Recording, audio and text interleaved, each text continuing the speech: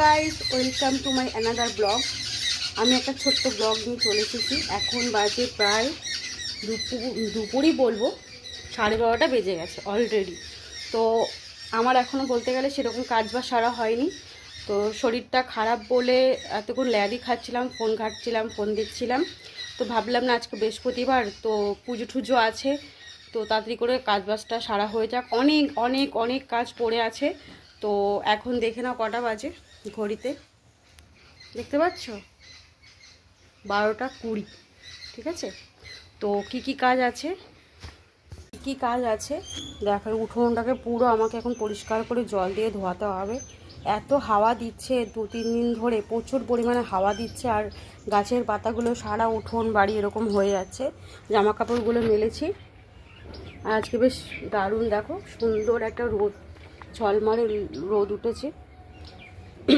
আর কি কাজ আছে এখন, এই জামা কাপড়ে যে 1 গামলা জামা কাপড় আছে ওগুলো কাচবো, ঠাকুরের বাসন ধোবো, তারপরে কলপাট টলপাট আর কি ধোয়াবো, তারপরে ঘর দর ঝাড় দেবো, মুছবো। এখন এতগুলো কাজ আছে, জানি না করতে করতে কটা বাজবে। এখন কটা খেয়ে নেবো এই ছাতু মুড়ি। আমার এখন শরীরটা খারাপ হওয়ার পর থেকে না, আমার আর মানে সত্যি কথা বলতে কিছু খেতে ইচ্ছা করছে না। তো চলো এই ছাতু মুড়িটা খেয়ে নিয়ে কাজবাজ সেরে পরে তোমাদের সাথে দেখা করছি। টাটা। তো বন্ধুরা, আমার সাদা মনে একটা প্রশ্ন আছে, বলি। বেশ কিছুদিন ধরে একটা ভিডিও ট্রেন্ডিংয়ে চলছে, মাংকবাদ মাংকবাদ মাংকবাদ। আচ্ছা, এই মেয়েটা যেন মাংকবাদ বলে ভিডিওটা না করেছে। আর যারা এই ভিডিওটাকে নিয়ে ট্রোল করছো, তারা অ্যাকচুয়ালি কিন্তু নিজেদের স্বার্থে ট্রোল করছো, যাতে ভিডিওটা করে তোমরা ভাইরাল হতে পারো। কিন্তু তোমরা এটা বুঝছো না যে মেয়েটা অ্যাকচুয়ালি ভাইরাল হচ্ছে।